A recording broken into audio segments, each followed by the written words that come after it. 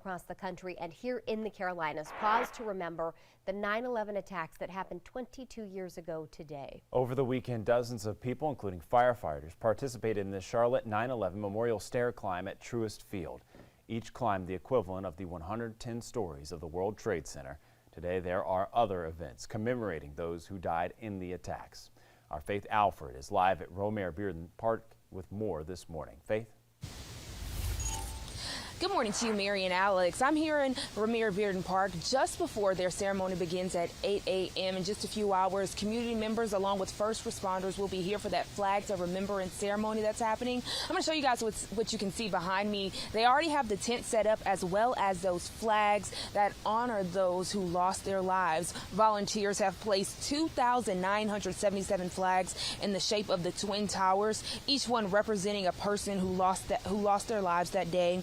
This has become a tradition in Uptown, hosted by firefighter Stephen Coakley's foundation. This morning's ceremony is going to include guest speaker Bill Fountain. He's a retired United States Air Force Lieutenant Colonel. Several other events are going to be happening throughout our area. Now at 8:30 this morning, the town of Cornelius is hosting its annual September 11th Remembrance Ceremony, a fire station #1 on Main Street.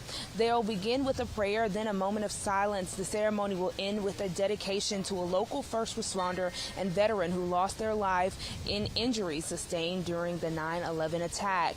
This event is free and open to the public, and first responders and military personnel are encouraged to wear their dress uniforms. And I'm also going to tell you about a few other events that's going to be happening. There's a memorial walk in Morrisville at 9 at their town hall on North Main Street, and a ride to remember in Hickory starting at 10 a.m. at the Blue Ridge Harley Davidson. This is a 110 miles motorcycle ride. All proceeds goes to the Burke County Firefighters Association. So we'll be covering some of these events that are happening throughout areas. I'll bring you those updates at noon. Live in Charlotte, Faith Alford, WBTV, on your side.